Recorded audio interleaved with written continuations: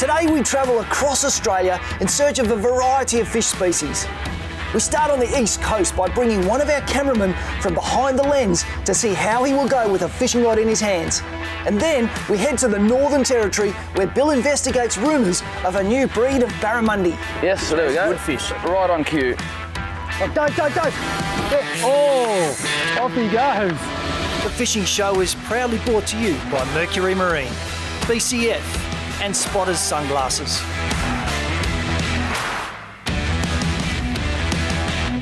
The fishing show crew is made up of anglers that love their fishing, and we often wonder what would happen should they step in front of the camera and show us their fishing abilities. Today we're doing just that. One of our camera operators, Dave, is being put to the ultimate fishing test to try and catch a variety of species in his home waters.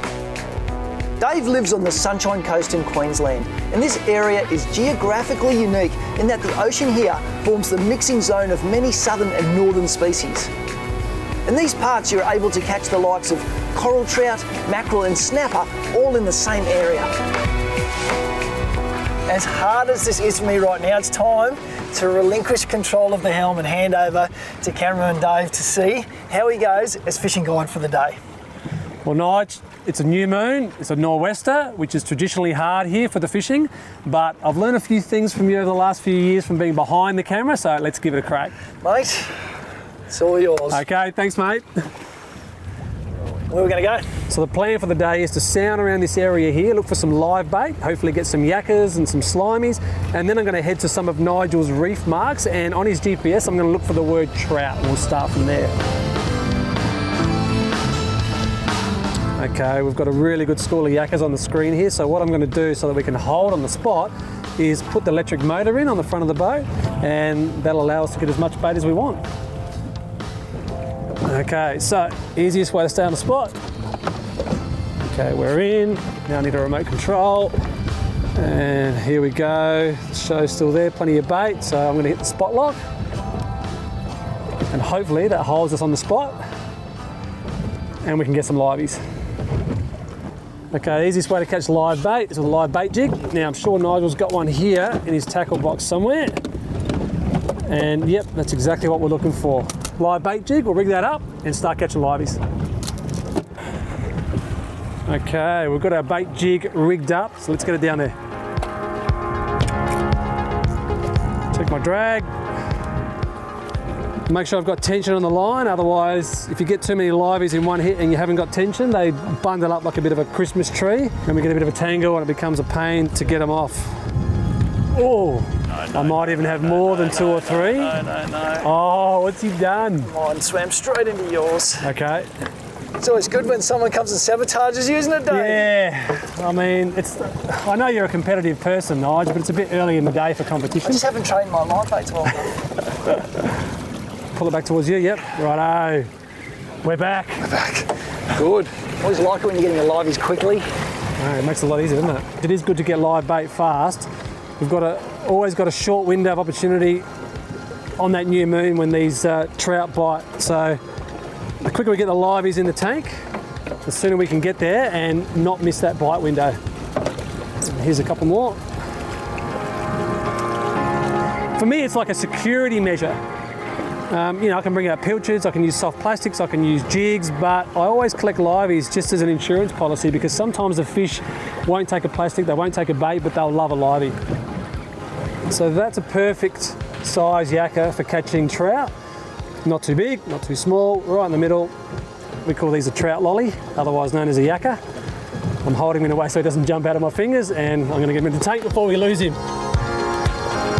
We're distracted from catching live baits briefly as the sounder shows signs of larger fish. Dave high-speed retrieves a metal jig through the depths and satisfies our curiosity as to the species of fish beneath. In this case, it's a mac tuna. Good fun, but not one of the species on the hit list today. Righto, off you go, buddy. Mate, I reckon we've got about 25, 30 liveys. I reckon that should be enough, Nige. Let's get out of here.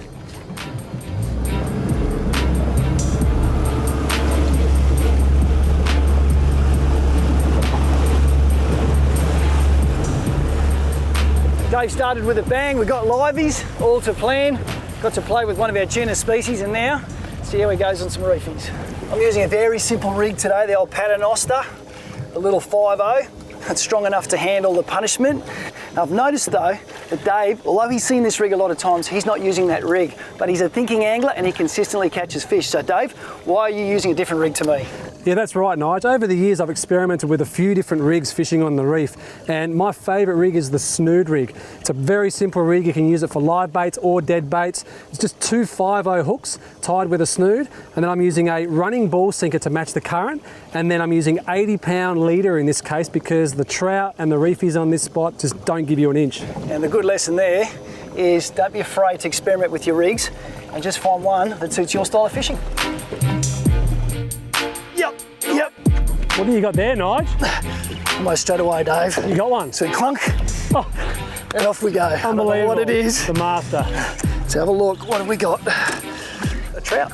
Oh, unbelievable. First drop. We have a trout. We have a trout, David. Look at that. You legend. Well You done. legend. Is that what happens when you relinquish control to me, mate? Yeah, mate, like so far, you're going 10 out of 10. You've picked a livey spot, we smashed the liveys, you played with the tuna on the way, and then you've gone, right, we'll go here, drop a livey, first cast.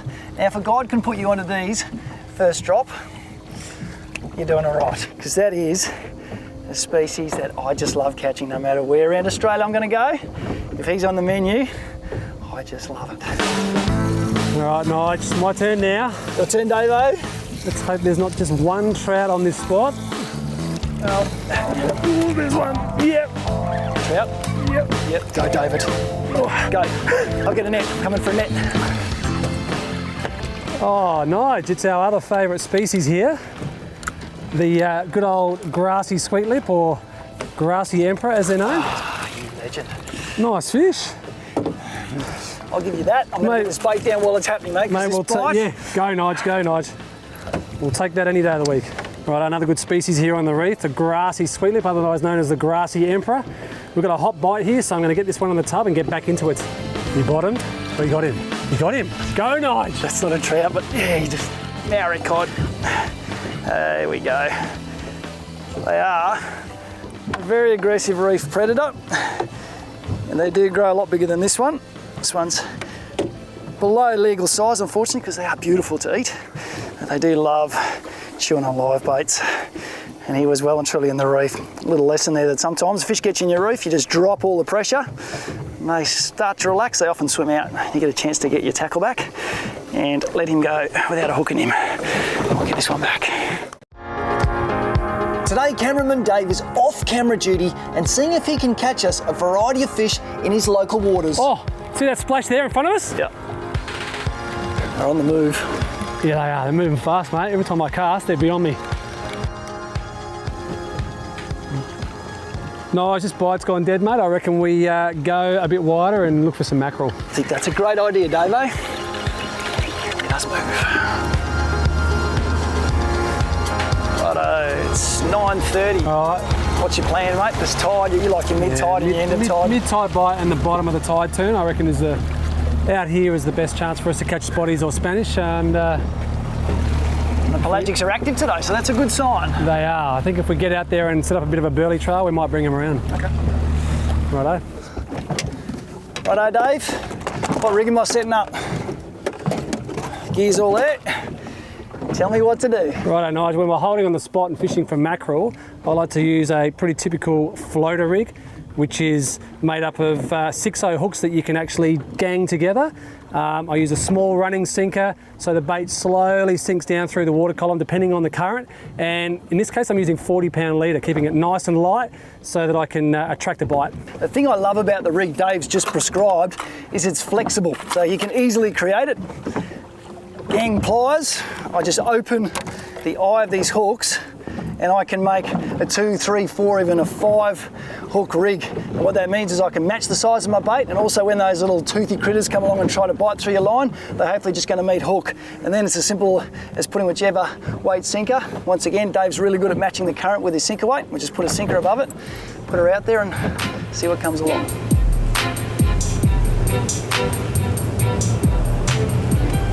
We've had a solid start to the day, but our attention now turns to some slightly deeper water, with the potential for a mackerel a definite possibility. We've just got to find some water holding bait, get rigs in the water, and see what comes to us. Righto, Nige, we need some pillies, and yeah, I reckon there was a few mackerel or tuna came through the screen there, Nige. So it's perfect time to get some burley out. I'm just using some older pilchards, just rip them into cubes, small pieces, throwing them out into the current, doing a bit of a wide spread, back of the boat, front of the boat, some at Nigel's head, and then hopefully we're going to attract some fish and bring them around the boat. Oh, I'm on. Oh, bitten off. Ah. Funny, the new moon is very much associated with frustrating bites like we're seeing now. Little bite-offs, just misses. A couple of fish we've landed today, they've been hooked, not in the mouth, around the head. Just a sign that they want to eat, but they're kind of a little bit off their food, and that's the joy of the new moon. Yeah, they'll always bite when you're not ready. It's a bite, it's a bite. Yep, you're on. Oh. Here we go, Nige. Starting. Action Good stations. Sign. This is the bite we've been waiting for. We're warming up. Okay. Quickly getting back out. We rig and we go again. And this time, I'll be watching the line.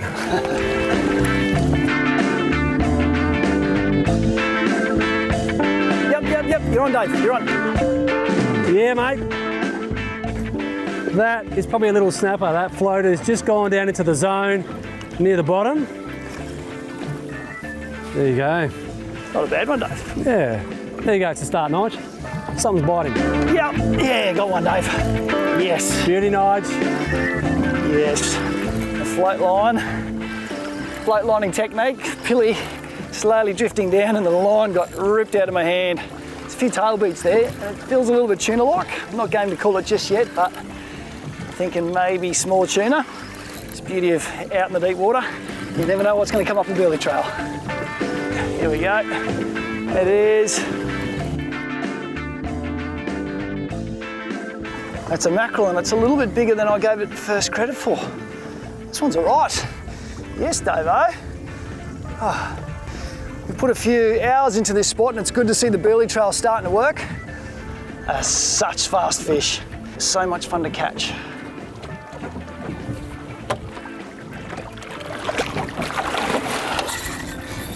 Wasn't quite ready yet. Oh. Dave's very quietly watching the rod. He's just had a little bite on that other side. And he's gone, Nige, you're on your own. Fair enough too, Dave-o. I don't think you need any help, Nige. I'm sure you've caught plenty of these before. Oh, that's all the fuss is about. Spotted mackerel. Starting to rack up a variety of species today, and I've got to say, at this point in the day, Cameraman Dave has done very, very well. Picking rigs, picking spots. A game plan, it's often about the game plan, reading your tides, understanding your moons, and knowing we're going to find a raft of species like this. Just so much fun to play with.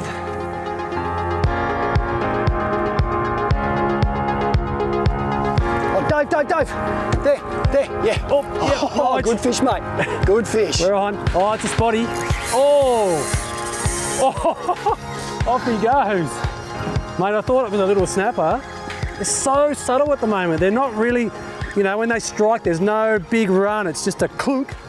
And then they've just got that subtle, typical new moon bite. Yeah, here's a nice spotty.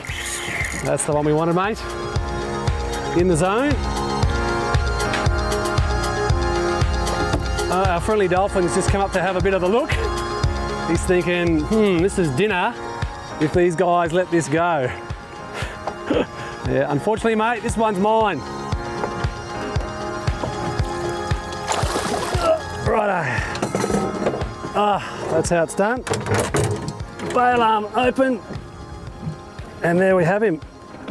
The spotty mackerel, the torpedo, the pelagic that we love to chase. And the plan is working well today, Nige, I've got to say. The floating pilchards are doing the trick. And we're starting to rack up some numbers. Righto, let's get another one.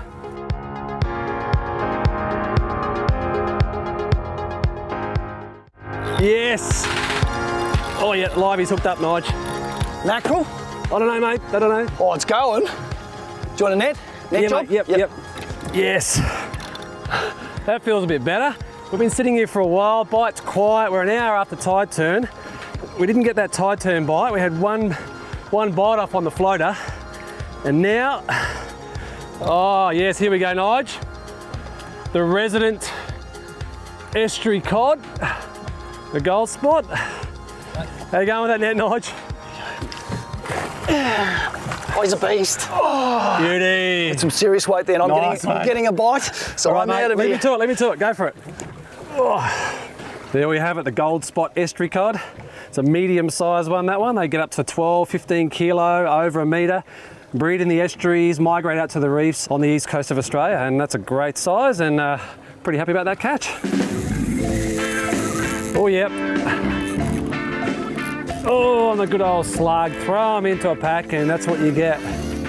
It's actually got some, it's got some weight to it. I could be here for a while.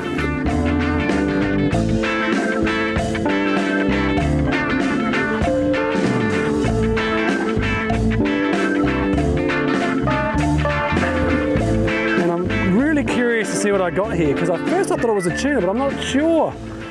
It's I don't know, Nige. Hard to tell. What do you reckon? Oh, I'm not calling. I've got no idea. I'm just hoping it's not a mac tuna, but it's got some weight about it. It has. It's a good sized fish, Nige. Just want to keep him away from those other lines. I think it's a tuna of some variety, I reckon. Mate, if it's a longtail, I'll be stoked. Is it a mackie or a longtail? It's a good sized fish. Ah, it's a dirty mac. Oh, not another one. Why do I waste my time with these fish? I mean, it's still a good fish, but it's not the target species. I mean, that is a chunk of a tuna. When you look at that fish, well, there's nothing wrong with the size of that fish, but it's not the species we want. But still an impressive sport fish. They fight hard, and the take on it's fantastic. But we'll get him back in the water and chase what we really want. Off you go, buddy. Fight another day. Oh yes, go on, Nige. Yes. Go. Yes. Want me to clear this line? Yep. Oh yes. Finally. Oh, there's something special about having a bait floating out the back, and then you just go to release it after it's sat there for a while, and all of a sudden the line's just getting ripped out of your hands. You can't get the bail arm over. It all gets very exciting, and now just got to work out what it is. It's a mackerel of some variety. I can't quite see it yet. I don't know if it's a little schoolie or a little... It might be a school mackerel. Actually not a bad school mackerel. And he's been hooked down towards the chin, which means they fight a little bit different, which is why it was fooling me, and it also makes them hard to tail grab. I do like tail grabbing fish if I can. It's a little bit dangerous at times with fish like mackerel, but it does look after your fillet a whole lot better if you can do it. Okay. And there we have it. It's all right, mate. Relax. There's one of our varieties of mackerel, and they can have spots on them, which is why they're sometimes misidentified as spotty mackerel. They look very similar, but that little white patch up here is what gives them away. And on the table, they are great fare. So this one is going to go into the esky for Dave and Nige's dinner.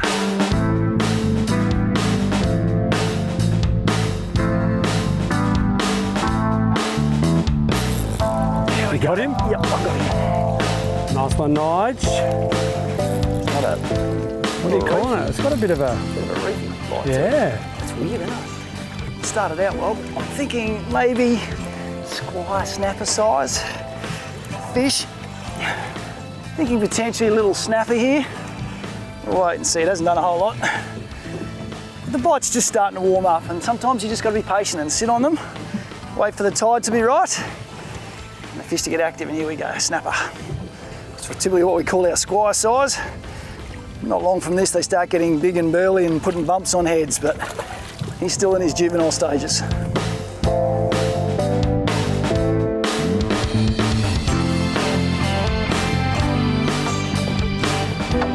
There's a good reason Dave Leonard likes this rig. It's because it catches everything from snapper to mackerel, and you've got to love a rig that does that.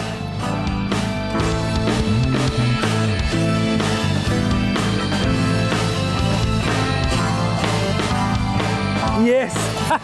Oh, finally he's taken it. Yeah, I reckon this could be a snapper, Nige. Doesn't have the feel of a pelagic. Typical snapper bite, floating pilchard. First run, pretty intense. He's coming up pretty easily now. Yes, it is a nice little panty, mate. That's what we want. Well, as Nige always says, this time of year out here is the time for snapper and mackerel.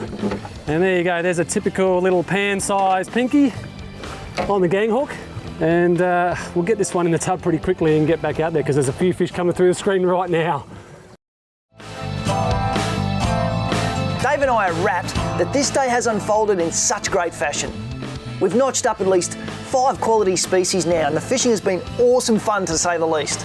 But our sounder has shown a few big fish cruising through that we believe are Spanish mackerel. The test is now, can we manage to fool one of these sometimes fussy feeders? Here we go, Nige. There's some good fish coming through. I know. It's jig time. It's a good even spread of fish. There, you're about to go, about to go. Yeah, he's got it. Got it. Yeah, no, still got it. No, he dropped it. Oh, that little bite. Oh, no, he's still there. Yeah. Oh, no. Oh! That is bizarre. He's come and picked up the scraps twice. As soon as you touch it. That was them. Oh. We picked him coming through. Come on. Unbelievable. My bait's gone for sure now. Yeah. I'm you had gone. 2 cracks at it. I know. Oh, there we go. You're on. Yes. Unbelievable. It's like clockwork, isn't it, when they come through like that? This has got a bit of weight, dude. Has it? It's got a bit of weight. All right, I better this get one's this got a bit of weight. Yeah. This is what we wanted. Yes, I reckon that's a Spanish Nige. This has got that sort of feel about it at the moment. Just from the look on the screen. All right, I'm going to go get organised up the front here. Heavy fish, yeah. Just get that gaff handy if you can, mate. Come on, matey. He's come up high. Yeah, he's coming up high. This thing's going to run in a minute. Oh no, underneath. Oh, it's a good fish. It's a Spanish. It's about to go. Here we go. Yes. That is why we do it. That superb burst of speed. And on the tackle we use today, it's lightweight. You just get to feel every part of the battle. It is sports fishing at its peak, and I just love it. Good work, Mr. Leonard. He's picked the spots, he's picked the tides. I knew he was going to be up against it because a new moon bite is very unpredictable. You can see the vagaries of the behaviour in these fish. They'll bite really timidly at certain times, and then in really small periods they'll bite really, really hardcore. And if you can cash in on it, you can just have so much fun. Oof. It's a nervous part of the fight now. It's gone on for a little while. You start querying, has your hook held?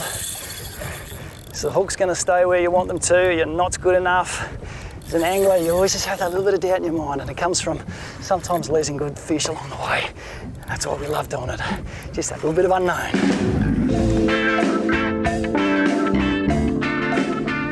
Beautiful Spanish mackerel. They call them the king mackerel for a reason. The biggest of the lot. And they fight hardcore. Yes! You got him? Yes! Yes, Dave. Yes! Have a look at this, beauty. mate. Have a look. Oh, Have a look at this. awesome, mate. Have a look at that, Dave. Fantastic, Nige. Mate, how good was that? Yes, and this is what we came to play with, mate, and it's a lot of your doing. Just working out a game plan. Well, mate, to be honest with you, it's fishing with you, fishing with other guys, and you learn all these different techniques, and after a while you develop a pattern, and so do the fish, and you start to figure the pattern of the fish out. And today, you know, even though it's a tough bite in the new moon, we figured it out. And 3 species of mackerel, a bunch of different reefies. I reckon any day on the water like that, you've got to be pretty damn happy. Absolutely nice, fantastic. Well done, mate. I've always believed there's so much value in fishing with other anglers, because the sharing of information and exposure to other techniques and styles of thinking has a way of making you better at understanding our fish and how they behave, which at the end of the day has got to help you catch them.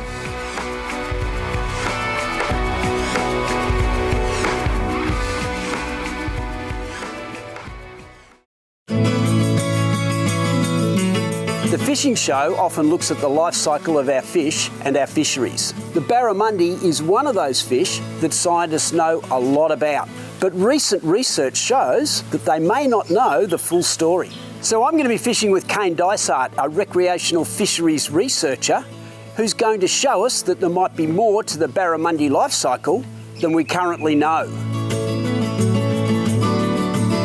So basically what the new barramundi research has shown is that the barra life cycle might not be as simple as we all thought. By the looks of it, there's actually different populations within a population that do different things. And on this trip, we're going to travel along the Daly and hopefully show you a few of the different populations that exist within the one system.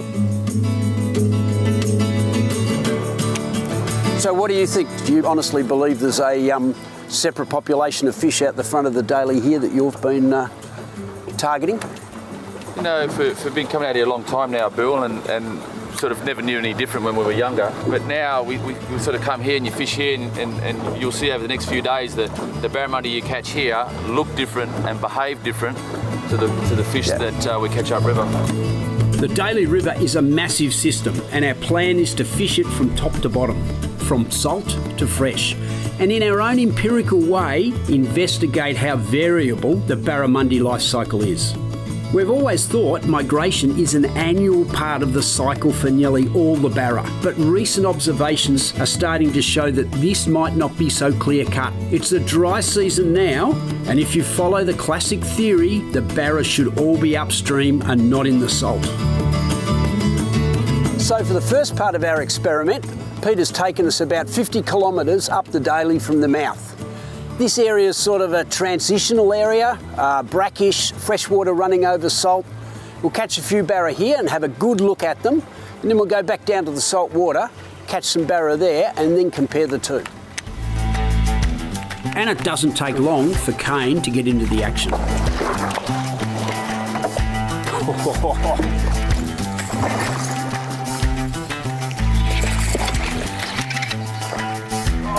Nice, I actually had a snag. Flicked it off the snag and the barra ate it. You must have been sitting underneath there looking, eh? You must have been. And barra are a very adaptable species. They're catadromous, which means they can happily live in fresh and salt water. And they're also hermaphroditic, and that means all of them are born males, and when they get to a certain length, probably about what, 700 millimetre or so, it's a bit hard to tell. About 800, they like About 800, they turn into females. And this one, I would say, probably borderline, could be male or it could be female. It's probably around about 700, I'd say. 72.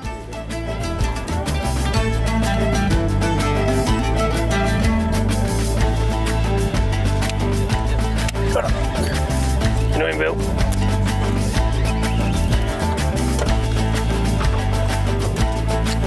Ah, well done, Bill. Cool. We're on the board. Not a big one, but typical river fish. Tell us a little bit about it. Well, he'd be about a year old, judging on last year's wet season. He's probably spent most of his life in the river. You can tell by his tail, he's got a bit of a yellow tinge to it. Yeah, right, okay, and there's a bit of yellow on the gills here as well. So you're going to surmise he's a typical life cycle barra, probably goes up and down the river?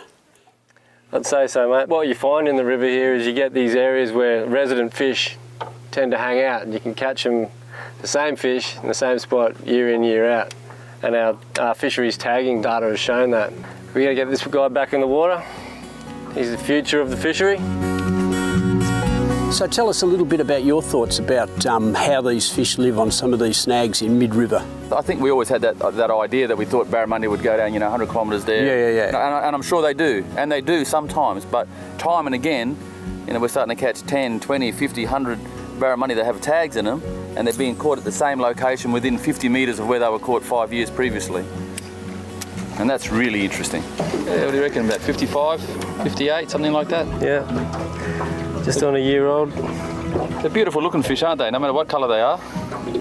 They're very good looking fish. You can tell by that dark coloration of him. He's probably come out of that creek over there, which is spewing out the last of the water from this year's wet season. You can really see how dark this fish is here in the fins, gold all over it here, yeah.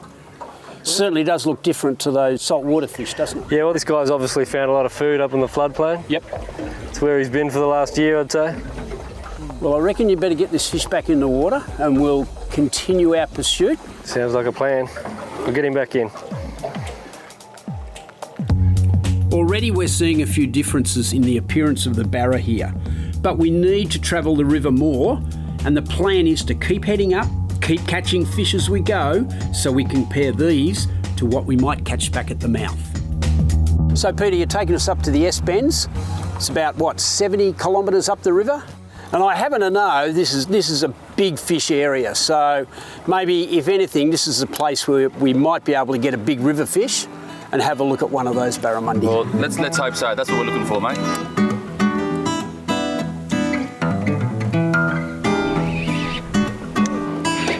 Woohoo! Good fish? Feels good. Feels good. Yep. Yeah, good fish. Nice slab of barramundi. That's a boy. Fish. Nice. Oh, that's the one. Yeah, the sort of fish. Classic Dr. Evil, down and dirty.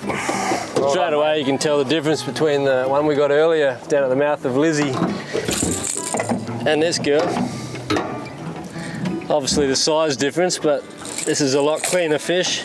Hasn't spent much time up in the billabong of late. 80 centimetre fish, isn't it? Pretty close, mate. You're pretty good on your estimates. So this one would probably be a travelling fish, I'd say, wouldn't it? You tend to find these hanging schools, this sort of same size, and they move up and down the river depending on the tides. Whether they're spring tides, they tend to come a bit further up. On the neap tides, they drop back towards the mouth a bit more. And what do we got now? We've got the first building tides just coming out of the neap, so they're moving up. They're starting to come back up the river again, so hopefully we can release this one and maybe get one or two more. Before we go to the mouth, we're off to the upper reaches of the system where the freshwater dominates to see what sort of barra live there. And the water doesn't get much fresher or the scenery more beautiful than in these parts. Better. Here we go. Tell by the darker coloration he's spent a bit of time up here on the floodplains. There's plenty in here. Here's another one for you, Kane. There's your freshwater barra, boys.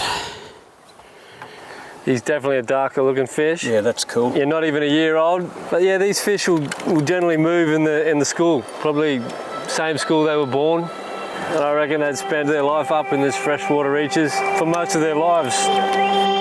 Freshwater barra are very obviously golden in colour, and these fish look like they hold in schools up here for extended periods. Having seen a few of these fish that Kane believes spend most of their lives in the fresh, it's now time to head to the salt, and for me, the very best part, searching for big saltwater barra. And remember, the classic theory states that they shouldn't be there in June.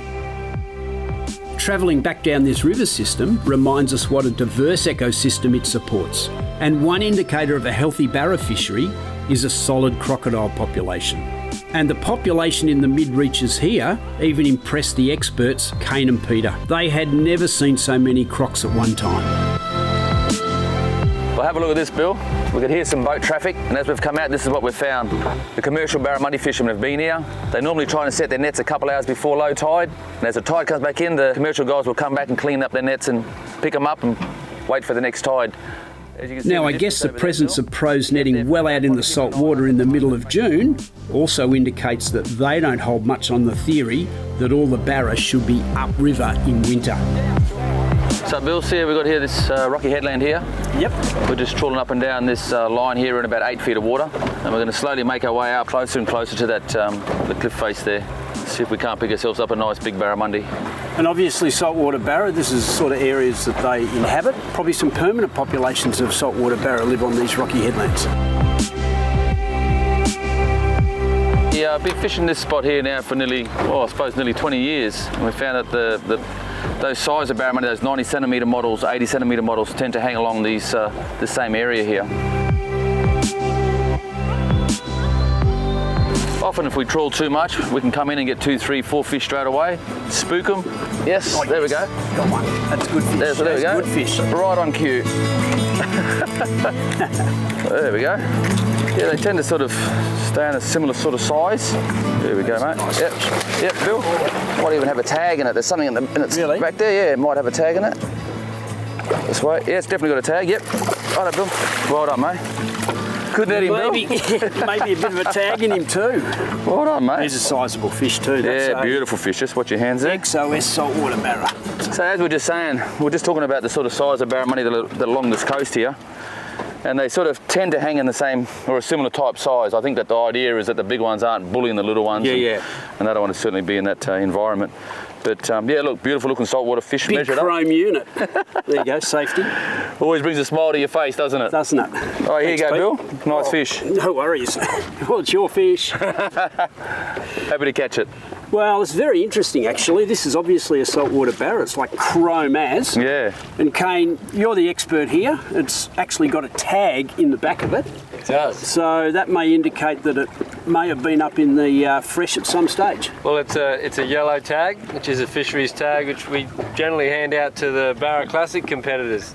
Oh, okay. So what we can do is just record the number on this. I'll take it back, get it checked in the database, and we'll know exactly where it was caught, how long it's been at liberty, And how long it's been how out much there. it's grown in the time. You do that and let me know. And in the meantime, better let this guy go. Well done, guys. I always get excited at seeing the flash of a tag, and who wouldn't be happy at winning $1 million just for pulling in a barra? The comp runs from October until the end of March, so register today and go fishing in the NT ASAP. Yes! Oh, look at that. That's a good one. Well done, Bill. Did he hit you hard, Bill? Yeah, He smacked it, did he? yeah, smacked it. And like you were saying, it's heading back into those rocks. Yeah, we're just reversing back slow. Let the boat do some work. Sure. I reckon they fight a lot harder in the saltwater than the fresh. Definitely, Eh? definitely these saltwater models are a stronger fighting fish. They've got to work so much harder in this environment. Oh, crack. Head up, head up. Well done, Bill. Good fishing. Now that is awesome. Oh, good fish. Another nice barramundi. Good fish. That's another nice fish, isn't it? Oh, it's probably a bit bigger than the last one, I think. Yeah. Yeah, definitely. Yeah, we seem to catch the same size of fish. That's what's really interesting. Sometimes they're a little bit bigger, a little bit smaller, but 80% of them are all that sort of size. I mean, what do you think, Bill? You caught some smaller models, but those compared to these things. This ran, pulled line. Yeah, went hard. And they're very aggressive on the bite, Yeah. on the strike. They really want it, you know. And apart from the, bit of rock and coral and that down there, there's no snags or anything. So the only thing they can do is just run hard and try to rub you off on the rock. That's true. Good stuff. Thanks again, boys. No worries. Awesome. And I reckon we're probably at least half proved that maybe there is some of these resident fish in both the fresh and salt water. And I'm sure we'll learn more and more as years go on. So what did we learn from this? Well, the data from the tag barra that we caught suggests that this fish has bucked the migratory trend and become a resident in the saltwater, just as the researchers have found. It was originally tagged at the famous S-Bends in May 2014 during the Barra Classic and had a length then of 57 centimetres. Now in June 2018, and at 81 centimetres, it's living 100 kilometres away down in the saltwater around the coastal rocky headlands. So finally, what does that mean for us anglers? Well, it's obvious now that the barra life cycle is in fact highly variable, and that all the big barra don't just migrate to the salt and then spawn and leave.